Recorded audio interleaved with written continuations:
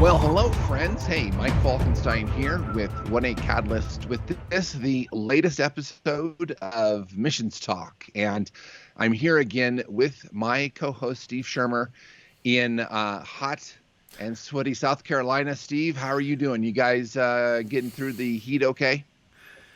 Yeah, so we're in the 90s, and what you said you woke up in the 30s, Yeah, in something like Denver that. this morning, it was 37 this morning and So yeah, we've rainy. got the So, AC, you've got the heat on.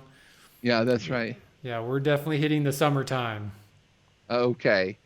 Well, good. Well, hopefully it won't get too hot and awful there. And Steve, I'm just so excited to get into these episodes because this episode and the next one, we've got a great topic. And as you and I have talked about off camera, it's a big topic, right? They've got a lot to sort of cover. And so in this episode and the next, we're going to talk about kind of this emerging conversation about Western missionaries, sending them to places around the world versus training the nationals that already live there. And Steve, that's a big topic, isn't it? Because there's just a lot of different there are a lot of different ins and outs, pros and cons to the whole thing. And so I know that you have a lot of strong opinions about this as well. So it is a big conversation, isn't it? Yeah, it's because even in our notes, we were talking, trying to decide how many episodes is this, in the end. Right. And yeah, so I think the good thing is this topic's getting a lot of traction, or a lot more traction today than in the past. You asked Hmm. me yesterday about the Mission Shift podcast, and Yes. it's on this topic as well. I think it's like 8 or 9 episodes, something like that. I was listening to uh, Eddie, his name. I can't remember how you pronounce his last name. Oh yeah. Kanoya, Well, yeah, or whatever. Korea. Yeah. Yeah, you know Hmm. who I'm talking about. Yeah. Sure. So he's a British missionary with Wycliffe. He used to be the executive director of Wycliffe in the UK. His most recent episode on his podcast just came out talking about this subject. He's talked about a Mm. lot. So yeah, it's a needed topic. It's a needed discussion. I think it's something many churches need to address, try to wrestle with. I think we need to wrestle with in terms of supporting missionaries, giving, who do you have to give. There's so many questions. Hmm. Yeah, there really is. There really is. And so, Steve, we begin by just kind of defining the situation. And really the heart behind all of it, right, is that, anyone that has a heart for missions and who feels called into missions, and even hopefully those that are not called, but who are Christians and want to see, the Great Commission completed. We all want to see the unreached people groups reached. We all want the gospel to be proclaimed in everywhere where it has not been proclaimed. And so then it kind of brings out this, okay, what's the best way to do that? Is it, Hmm. train our people, like for us being in America, training people here and then sending them, or is it, going to those places and trying to create an environment where you're training locals and opinions are divided on this whole thing, which is best. Many times the discussion kind of centers around the cost, either to send or just to train. A lot of times the perception is to train the local nationals. Not only do they may not need language study, right, but they can get right into it, but then also they would just it wouldn't they don't have to fly to there and whatnot. They can just are already living there Mm-hmm. potentially, so the cost would be less. And so the the conversation is a big one. And I know in your ministry you've kind of seen kind of all sides of this, haven't you? Yeah, and I think there's a side of organizations enlisting nationals onto their staff.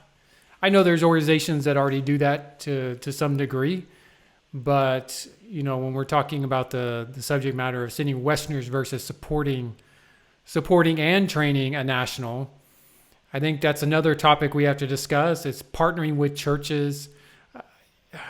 I mean, Mike, you will affirm, or at least, I'm trying to think of the word. I don't know why my tongue's getting tied here, but I know you will say that I'm very passionate about this subject.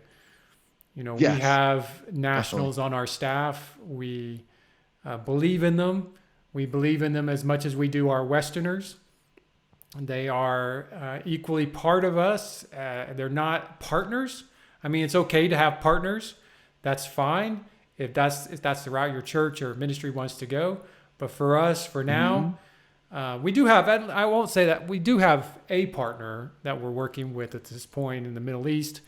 But outside of Okay. that, all of our national people that we're working with are considered staff. Mm. And when it comes down to money and training and all those things, yeah, I'm a bit opinionated about it. Oh, that's right. That's right. So, but that's good in that you've been kind of in the trenches and actually involved in kind of what's best in this whole thing. So, Steve, if I can, let me just sort of set the terms of, the kind of the biblical reason why we even want to talk about this. We know that it really is God's heart to be able to, to be the gospel be presented to all people, Mm, right? I mean, I think about often this verse I have here, this Romans 10 passage that we often talk about. How then will they call on him in whom they have not believed? And how are they to believe in him if they have not heard? And how are they to hear without someone preaching? And so, we know that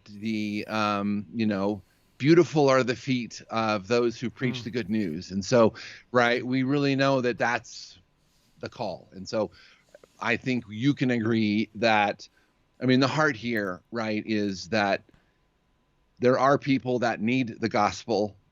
And now it's okay, what is the best way to accomplish that, right?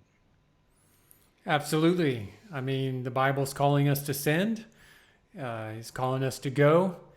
So yeah, but obviously in the past, the tradition has been, at least from the U.S. side, is to constantly send. It's more sending than anything else, and we've been more concerned about sending our own versus do we send others? Can we send others? Is sending others creating dependency, which is another topic as well that we could throw in here. Mm-hmm. But yeah, the Right. Bible's clear. Sending and going are critical parts of being a disciple. That's right. And so obviously that's the Matthew 28 passage that you and I talk about all the time, right? I mean, Hmm. when Jesus says, go therefore and make disciples, he adds an important, qualifier there of all nations, right? And that's literally in the Greek, that's the, pas ethnos, the every people group, right? The actual, Hmm. every ethnic group needs to hear. And so, Steve, talk to us about, I know one of the things that you wanted to mention here is that, the verses we're talking about in terms of calling, sending, the things that reinforce sending is applicable to nationals in their country as much as it is Americans going abroad, isn't it? Absolutely. I mean, the Great Commission isn't for the West going to the rest, as lots of people like to talk about. It's the reached or the church, the body of Christ going to the unreached. And so, whether it's Americans going, British, Australians, Indians, Chinese, Indonesians, it doesn't matter. God's calling the whole church to be engaged. So, the Great Commission is not exclusive to America. And, we all know the Bible wasn't written to a group of American disciples originally, they were Middle Eastern. That's right. So, That's right. we need to be thinking, if it's that lost tribe up in northern India or in western Pakistan, is a Westerner the right person to go? Maybe they are. Maybe they're not. Or Mm. is it a church in southern India that God is calling someone out that we need to be partnering with them to get them up there to northern India, which is a cross cultural step just as much as it is for you and I to go there. So we Yeah, need to that's be right. thinking about who's best to go, not so much how many more Americans can we get to go, even though we need to be sending, but we're not always the best person to be going. Yeah, that's right. And so let's not put, I want to stick on that just for a minute, Steve, because I think your point about, all the verses used to reinforce sending applies both to nationals and people coming from abroad. And I think that's important because if we all serve the same God, right, and we all are reading the same Bible, of course, different languages, but same content.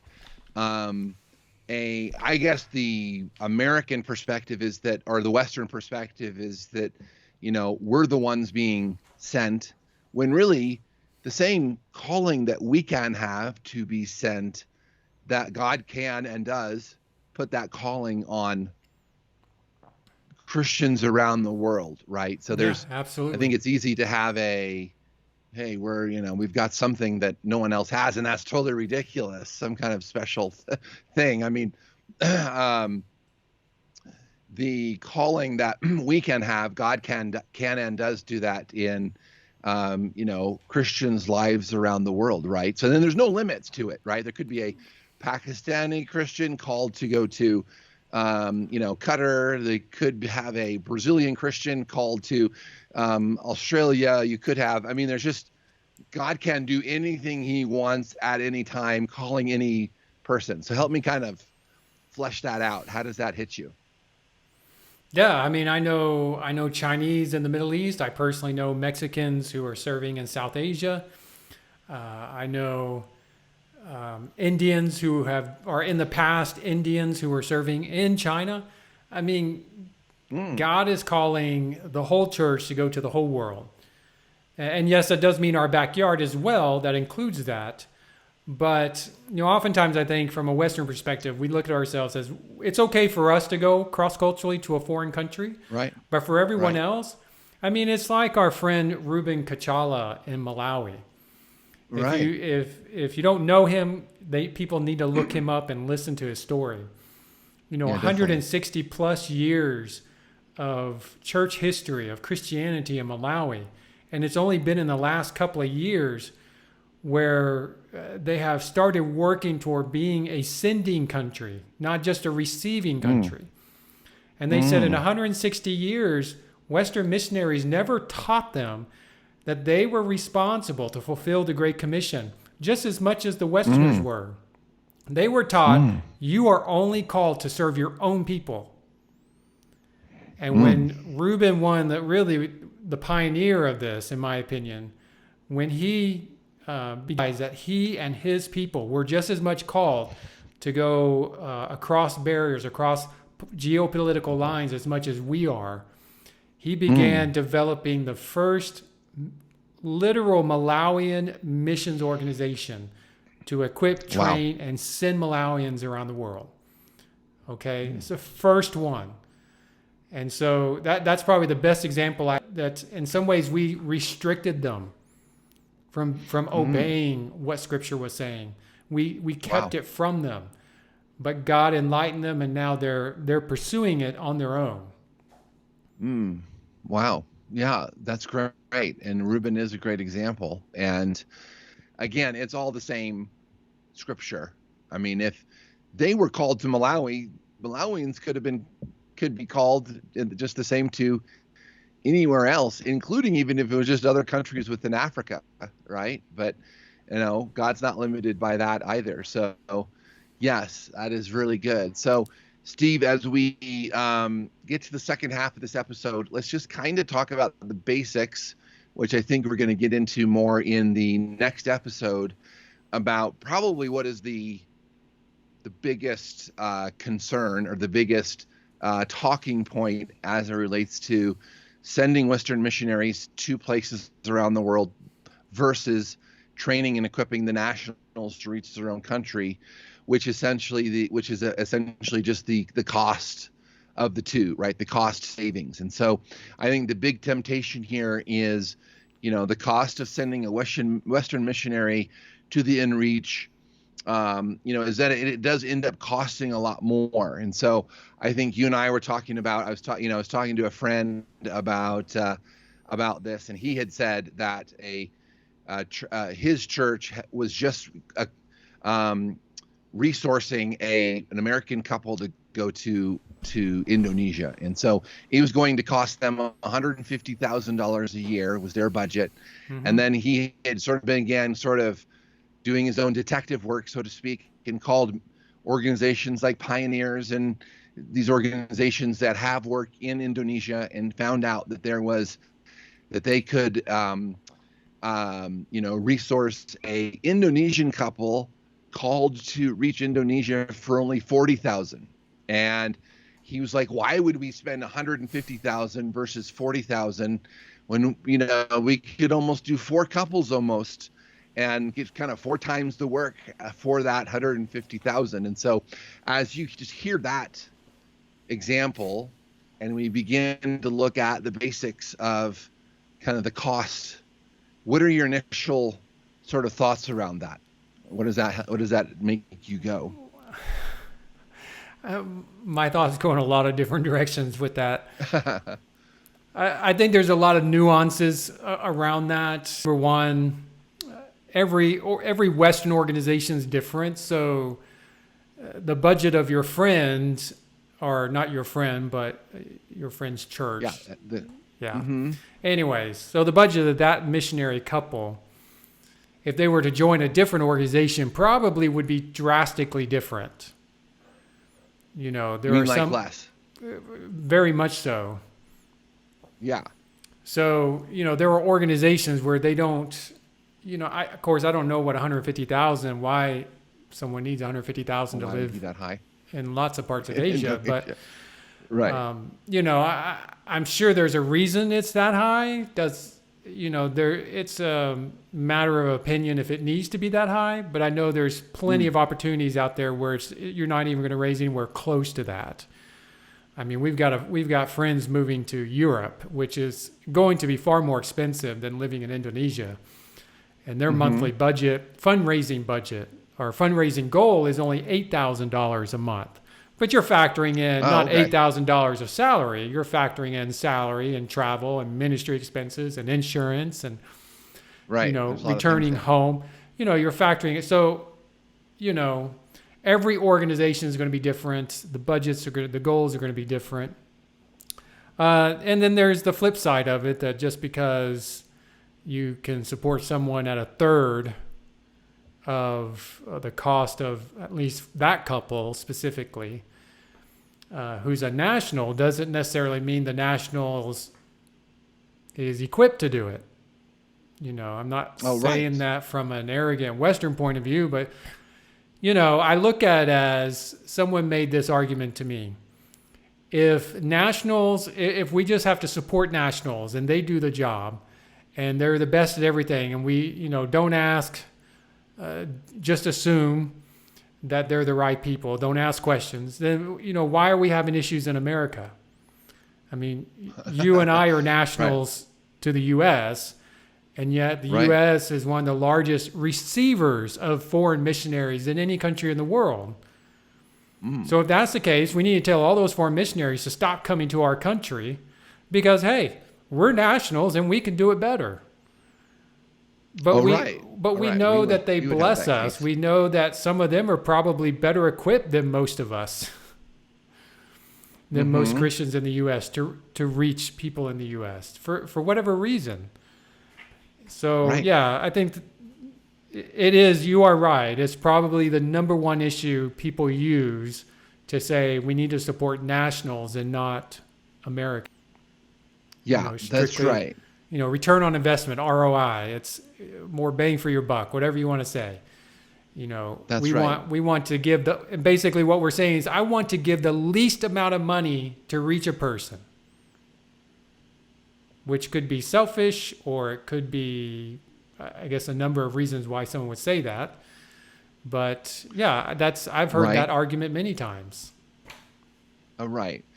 I do think that is centered around a lot of times around ROI, right? What we call return on investment. that, there's just a bigger quote unquote bang for the buck. Now, you mentioned in the notes that, we worked on together, that the national is not always, the best choice, right? You just said, and part of what you just said was that, maybe they're not as trained or equipped. There is a certain level of training and equipping you would want someone to have that goes and is reaching the unreached, or, places where the gospel is not.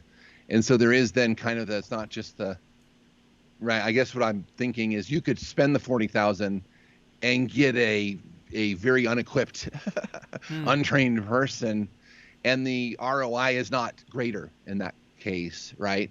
I guess the assumption that the national will do better in their own country is not always the case, is it? That's true, and I think that brings up an idea or a thought that we need to define what a national is. So I would think in the terms we're talking about, it's someone from within their own home country, their birth country. Okay? That's right. The problem with that, I mean, that's the starting point. But when you start looking at places like China and India, for example, and you could go into Indonesia, you could look at the Philippines, look at the U.S. for that matter. You've got numerous people groups. India is home to over 2,000, I don't know the exact number, 22 or 2,300 distinct people groups. China is home to numerous of them. But in China, I've heard Han Chinese believers say this, that when a Han Chinese goes from Eastern China, goes to Northwest China, to Xinjiang or the Uyghur region, says they're not well received. And I've heard of case after case where Han Chinese would go to Xinjiang province. Their initial goal is to reach the Uyghur people, who are a Turkish-based Central Asian type Muslim people group that do not speak Chinese. And when they go there, they end up finding that it's easier just to go reach the Han Chinese. So they change their plan and they start reaching the Han Chinese, which is understandable. But the thing was, I also heard this numerous times, that an American was better received by the Uyghur than most Han Chinese were received, even though they share the same passport. And we have a different one. We were better received by the Uyghur than the Han believers were. And then in India, if you go from South India to Northern India, actually, this will give you a picture of what I'm talking about. So my first trip to India years ago, I got invited to go sit in Parliament and watch it. And it was a really interesting experience. So upper and lower Parliament. The thing that struck me the most was the fact that everybody, all the Parliament members, had to have translators to be able to understand their fellow members in the House. Oh, wow. And there were 3 or 4 key languages that were used within the Parliament: English, Hindi, Bengali. So there's more than that, because there's 1 or 2 others, and I can't remember. But there were members who didn't understand the person sitting next to them, and you see them picking up the headset so they could hear the translation. You had the Speaker of the House of one of the upper Parliament, when she was giving a speech at the time, she was speaking in 3 or 4 different languages within her speech, just going back and forth. So if you're an Indian in India, a Christian, you're a national if you go from the southern tip of India up to the northern panhandle part. But you're going to cross so many cultures, so many people groups, so many languages. You're probably not going to be able to be able to. You're going to be just as foreign to them as we are to them. Yeah, that's right. The only benefit, they didn't have to apply for a visa and go through that strenuous visa application to be able to get in the country and buy an expensive plane ticket. They were just able to maybe take a train ride or a cheaper flight up north. But that's the only benefit. They still have to learn new languages. If they go to certain parts of their home country, they still have to learn new cultures. They still have to learn about different religions. So, That's right. That's right. No, that's a very good point because, yeah, that happens. I mean, think about those 2,200 people groups around India, many of whom have different languages, right? So if you knew English and Hindi and you went to a place that neither of those languages was spoken, hmm, well, you're still doing language study, hmm, right? Or I think about because in our ministry we're trying to, we're doing some things in Indonesia, so we keep mentioning it, but there's kind of same deal, right? There is an Indonesian language, but then on the island of Java, they speak Javanese, and some of my Indonesian friends do not know Javanese, and hmm. and there are places in Indonesia where that's mainly what's spoken. So again, you're doing language study. So, Steve, as we end this episode, let's kind of maybe do two things. One, let me just talk a second about episode 2, which is simply, we're going to get in deeper into kind of the pros and cons of sending Western missionaries and get into the weeds with that. And then secondly, we can talk about kind of where you and I come out on this issue Hmm. and give some recommendations in terms of conclusions and kind of steps forward, just so we can kind of all be thinking about this in some positive light, right? Because again, the hope in all of this is that it clarifies an issue toward Great Commission fulfillment, right? And then also, I just loved one of the points, and maybe you could comment on this as we end the episode. But in terms of the finances and in terms of the who sends who, where do we send, people, if we believe that God owns all the resources in the world, we have to believe in that or not. If we don't, we're automatically going to run into this return on investment train of thought, and that is a worldly process of thinking, right? God doesn't work in that way exactly, right? I mean, sometimes it'll take a lot of money to accomplish a certain thing, and sometimes it won't. And so either we believe by faith that God will provide and put just the right people in just the right place, or not. So as we in the episode kind of talk about, I mean, really what we're talking about here is God's omniscience, right? And his doing his plan in his way, the way he wants to have it done, aren't we? Absolutely. And I do agree on some level that we all want to be good stewards of the funding he's given us. And That's we right. don't just throw money at something because someone is a Christian and they're demanding that we give it to them. That's not what we're talking about here.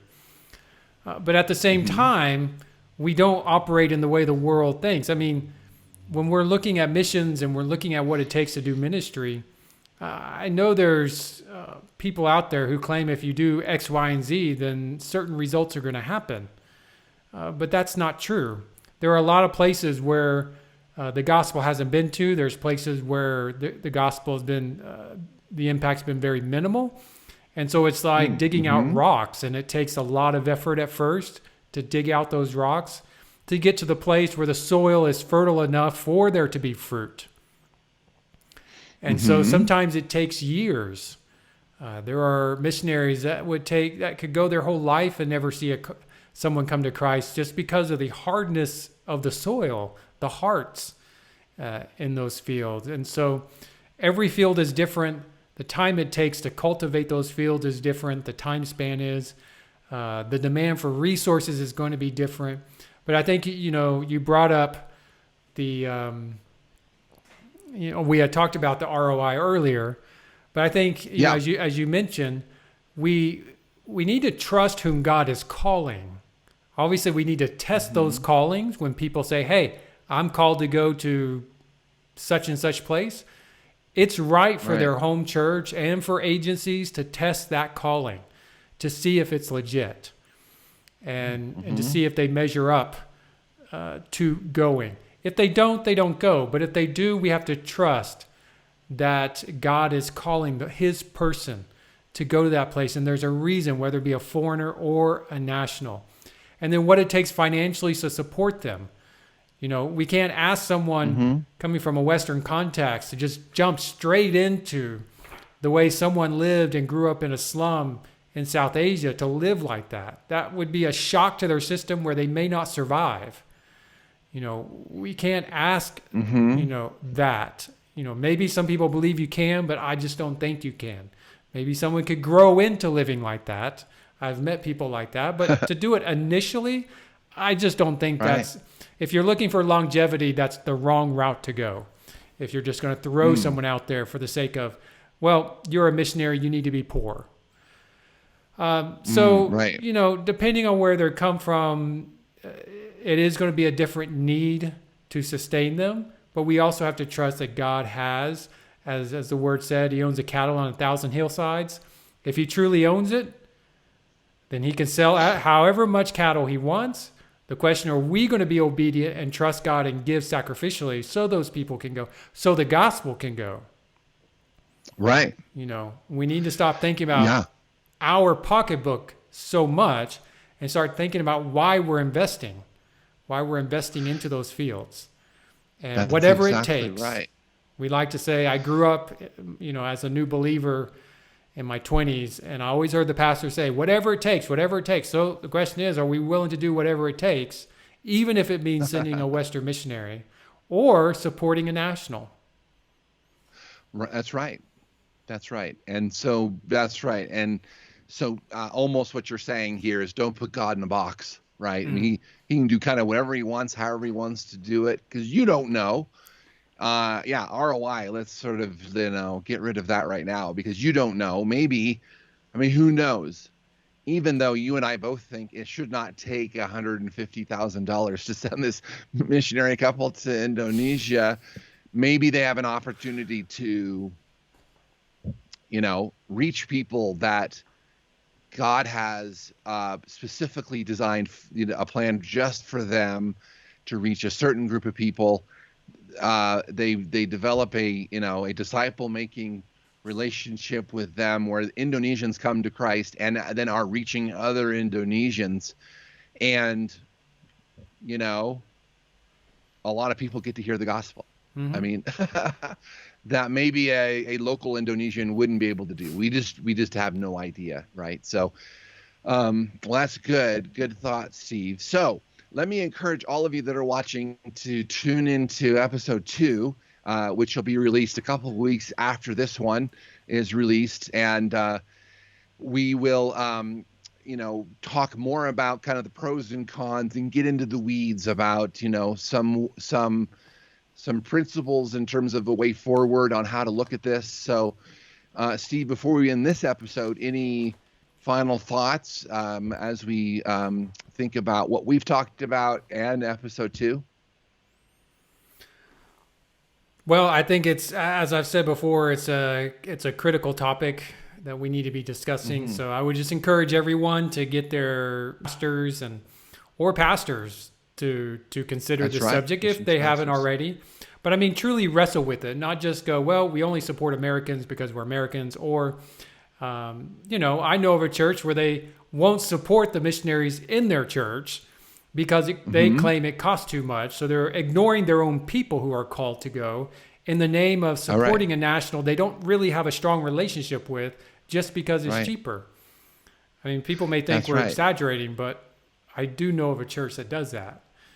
And, that's right. There are multiple churches, that do that. And it's true.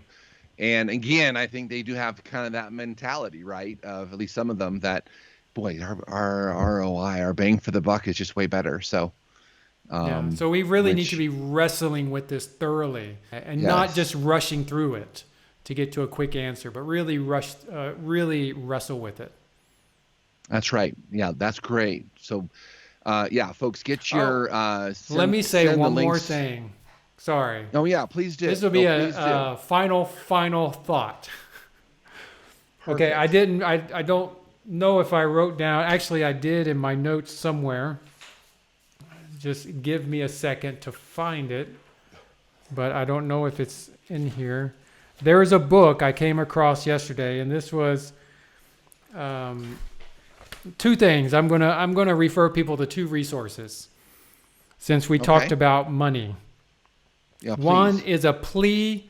It's a article by 9 Marks. This was probably 2012, 2013 timeframe, I think. Maybe Okay. 2015. I'm not really sure.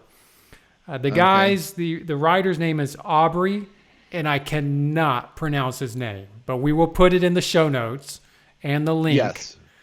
But I do not want to butcher his last name. He is from India, and he's writing Okay. on Westerners, specifically Americans, funding ministry in India.